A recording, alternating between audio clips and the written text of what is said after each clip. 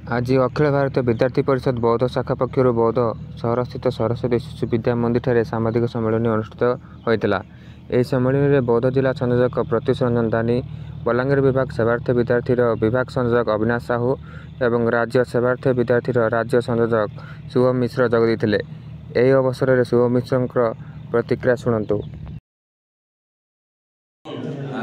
दीर्घ 6 वर्ष है छात्र संसद निर्वाचन बंद होगी गोटे लालीबान शासन चलता आमर ओडिशा रे से विभिन्न बाहाना करी दीर्घ 6 वर्ष होगा छात्र संसद निर्वाचन बंद।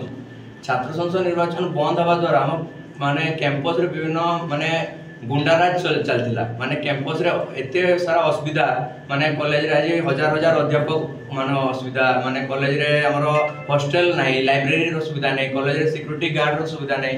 कॉलेज रे आमे जदी माने कैंपस को पाठ पढाबा जाउछु आमे सेठी सुरक्षित माने कोना जेति पय माने छात्र नेतृत्व रो निहाती आवश्यक रहिछि जा द्वारा छात्र संसद निर्वाचन न हवा द्वारा छात्र नेतृत्व रो भ्रूण हत्या आइछि। सेति पय आमे एथरो जेहेतु गोटे नुआ सरकार आसपर दाबी रखुचु कि छात्र संसद निर्वाचन निहाती करंतु आमे छात्र संसद निर्वाचन में पूर्ण प्रस्तुत अच्छु।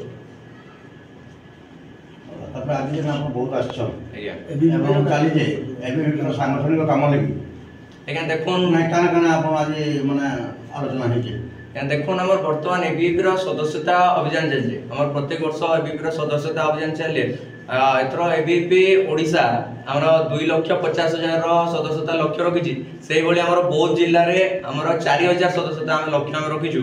आम बौद्ध जिलार विभिन्न कैंपस आम 35 कैंपस रे 4,000 ऊर्ध्व सदस्यता करी आम लक्ष्य रखीचु। से भली आमर विभिन्न सांगठनिक काम जमी चलती आपको कैंपस यूनिट आमर नगर यूनिट आमर जमी सामाजिक काम परिषद की पाठशाला एबीपी सांगठनिक काम आपको चल रहा। परिचय शुभम प्रसाद मिश्र एबीपी ओडिशा सेवार्थी विद्यार्थी राज्य संयोजक।